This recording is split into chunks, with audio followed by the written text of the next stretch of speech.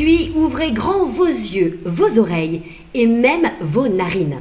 À travers notre reportage exceptionnellement parfumé, nous partons au cœur d'une des forces de l'économie mauricienne, la capacité de certains de ses acteurs à diversifier leurs activités. Un bon exemple de cette diversification, le groupe Taylor Smith et sa filiale Bourbon Vanilla. Regardez et écoutez, ça sent si bon. Présente dans les parfums et produits de beauté, dans les pâtisseries et autres plats raffinés, la vanille est une grande séductrice. Partout dans le monde, ses effluves invitent au plaisir et au bien-être. Des sensations souvent associées aussi à l'île Maurice. Le groupe Taylor Smith l'a bien saisi. Traditionnellement, le groupe Taylor Smith a été très présent, très actif dans le secteur portuaire, aussi bien que dans les industries. Et c'est dans ce secteur-là qu'on est plutôt connu. Maintenant, durant les derniers 5 ans, on a diversifié certaines de nos activités dans des secteurs services et valeur ajoutée. En fait, notre devise se trouve à être la force dans la diversité. Bourbon Vanilla représente un très bon exemple de cette stratégie de diversification du groupe. C'est une entreprise qu'on a commencé 5 ans cela, où on transforme la vanille. On ajoute de la valeur dans cette transformation et on exporte à des marchés internationaux. On voit de vraies opportunités avec cette entreprise dans le secteur export et services. Pour que les gousses délivrent tous leurs arômes, les employés de Bourbon Vanilla les traitent avec le plus grand soin. La pâte est préparée par le storekeeper. C'est lui qui prépare la pâte et puis il me donne la pâte. Quand il va me donner la pâte, moi je dois dire aux employés combien il faut mettre. 20 grammes, 25 grammes ou 50 grammes ou 100 grammes. Selon, il y a plusieurs variétés qu'on fait ici. Après l'étape, il va mettre dans les balances, il va guetter le poids exact. Quand il va fermer, ils vont fermer le pot. On le fait le sealing et puis ça va passer étiquette et puis emballage et puis dans le store finish good. Au final, le but de toutes ces opérations, c'est de répondre aux attentes d'une clientèle très exigeante. Nos clients, ce sont des clients qui sont, disons, très pointilleux sur la qualité. Et donc, pour satisfaire leurs besoins, donc, il faut que nous aussi, on soit très exigeants envers nos fournisseurs. Et avant que l'envoi se fasse, donc, on va vérifier les fournisseurs, on va faire des visites de qualité chez les fournisseurs. Et avant l'expédition aussi, on va voir si la qualité est ce qu'on a commandé. Donc, on travaille avec plusieurs fournisseurs de vanille. Certains ne sont pas certifiés, mais ils ont des systèmes de qualité en place. D'autres sont certifiés EcoCert, donc bio, produits bio. Et d'autres fournisseurs avec qui on travaille, ce sont des fournisseurs qui sont certifiés Fairtrade. Donc commerce équitable. Les fournisseurs de Bourbon Vanilla sont tous dans la grande île. C'est ici que pousse près de 80% de la vanille consommée dans le monde. On importe toute notre vanille de Madagascar. La production de vanille à Maurice est très petite. Donc pour avoir les volumes qu'il faut pour exporter, c'est pas vraiment envisageable d'acheter à Maurice. Vu qu'il y a très peu de vanille à Maurice, elle est aussi très chère. Donc c'est pas vraiment possible. La Réunion aussi n'est pas un gros producteur de vanille, contrairement à ce que beaucoup de gens pense. Après avoir voyagé par avion, à son arrivée dans les ateliers de Richter, la précieuse matière première est passée au peigne fin. Normalement, quand la vanille est rentrée, il met dans une boîte de carton 30 kg. Et nous, tirons dans la boîte de carton, nous mettons balance, nous peser, nous vérifier, nous ouvrir ça, nous vérifier si comme qu'on a mangé ou pas, si on a bébé, tout ça, nous vérifier. Et puis, nous tirons, nous mettons balance, nous refermons, et nous installons là, nous trouvons le alimentation, et nous mettons taper sur traçabilité, c'est-à-dire sur date de livraison, sur PO number. Et puis si les fair trade, nous mettons fair trade. Et si le bio, nous place code bio. Ou bien si les conventionnels, nous mettons code place bien dans la vanille conventionnelle. Quand disons nous petits la vanille, nous amener dans un conditionnement, nous devons toujours fermer. Et pas besoin ça c'est là ouvert, nous amener dans un conditionnement que maintenant pour remplir. Les visas restent fermés jusqu'à arriver là-bas et là-bas maintenant ouvert.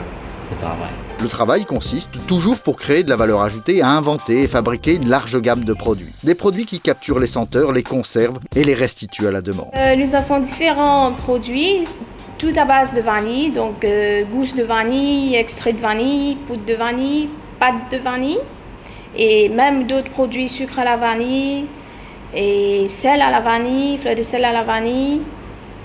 Et les extraits de vanille, on a naturels et des extraits avec des grains de vanille aussi. C'est plus par rapport à l'aspect visuel pour les gens qui voient que donc, vous avez des grains de vanille dans les gâteaux. Une toute petite partie de la production est destinée au marché local. Enfin, marché local, c'est une façon de parler. On fait pour le local pas mal de produits qui n'est pas vendu forcément aux Mauriciens parce qu'ils ne sont pas gros consommateurs de vanille, mais plutôt pour tous les touristes. C'est plutôt des produits touristiques. C'est les étrangers, quand ils viennent à Maurice, ils recherchent la vanille. Et ils en trouvent, le plus souvent, juste avant de repartir dans le magasin duty-free de l'aéroport ou bien dans leur hôtel. Mais pour les touristes qui bougent, et ils sont de plus en plus nombreux, les produits Bourbon Vanilla sont aussi présents dans de nombreux autres points de vente. Et là, leur challenge, en attendant de pouvoir caresser les narines et papilles, c'est d'attirer le regard. Nos produits se vendent dans les grandes surfaces, dans les supermarchés où on a beaucoup de touristes, dans les zones touristiques. Et moi, comme boulot, je prends les commandes. Après, je viens installer les produits, je fais la livraison et j'installe les produits. On doit installer les produits en ordre pour voir quand les personnes viennent voir le produit. Ça doit être visible pour que les gens voient bien le produit. Commercialement, les plus gros enjeux de Bourbon Vanilla sont toutefois à l'exportation. Mais notre gros marché, c'est les petits tubes avec 2 gousses dedans qui est exporté. Et nous, principalement, on exporte sur le Danemark. Sinon, sur l'Angleterre, on a exporté, on ne l'a pas fait l'année dernière, mais on espère recommencer cette année-ci. Dans ces pays où l'on consomme traditionnellement beaucoup de produits laitiers et autres desserts vanillés faits à la maison, la demande concerne principalement des gousses entières, conditionnées dans des tubes en verre. C'est le cœur de métier de l'entreprise. Avant de commencer le travail, nous lavons la main bien propre, et puis nous vérifions nos pots, et puis nous vérifions nos boussons qui sont bien propres, pas abîmés. Puis nous commençons à mettre nos masques, nous commençons le travail. Là, on a trouvé une journée qui est un peu remplie, un peu sur la quantité parce que ce poids est bien important que nous respectons ce poids. Après, nous fermons, nous posons dans le bac qui est bien propre et puis il faut de l'autre côté la chambre qui nous fait étiquette. Alors, étiquette qui nous superviseur pour donner une date d'expiration. Pour faire nous connaître qui date bien mettre. Alors, je prends une madame qui peut estamper ça. Et puis, là, je prends une autre qui peut mettre ce ticket-là. Le superviseur pour vérifier que ce n'est pas nous fait tout bien correct. Je ne pas aucun défaut.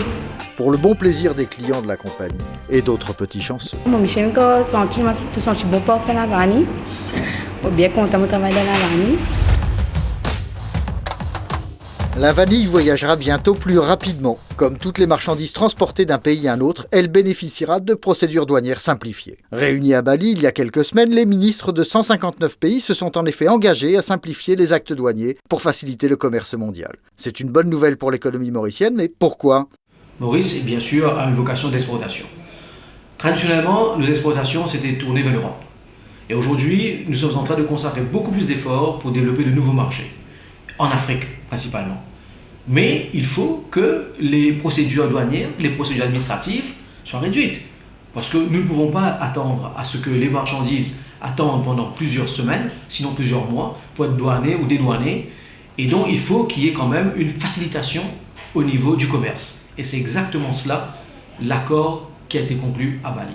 Les lenteurs administratives de certains pays d'Afrique sont bien connues. Comment ça va s'arranger ? Et la communauté internationale s'est engagée pendant justement les délibérations de Bali, à venir en aide et à aider justement ces pays à s'équiper pour qu'eux aussi puissent tirer un avantage dans tout ce qui va se passer au niveau de la libéralisation, au niveau de l'ouverture des marchés. Pourquoi la MCCI se félicite-t-elle de cet accord ? Toutes les chambres de commerce du monde sont regroupées au niveau du World Chambers Federation et nous sommes tous membres de l'International Chamber of Commerce qui est le ICC, qui a joué un rôle prépondérant depuis plus de 2 ou 3 ans pour justement faire un lobbying accru au niveau du G20, au niveau des décideurs politiques, justement pour qu'il y ait justement cet accord au niveau de Trade Facilitation, au niveau de Bali. Grâce à des savoir-faire reconnus en Europe, Bourbon Vanilla traite et commercialise des richesses de l'océan Indien. D'autres entreprises mauriciennes sont engagées sur la même voie, celle qui consiste à créer de la valeur ajoutée ici, chez nous, à partir de produits de la région, plutôt que les exporter à l'état brut. Elle contribue ainsi fortement au développement économique du pays.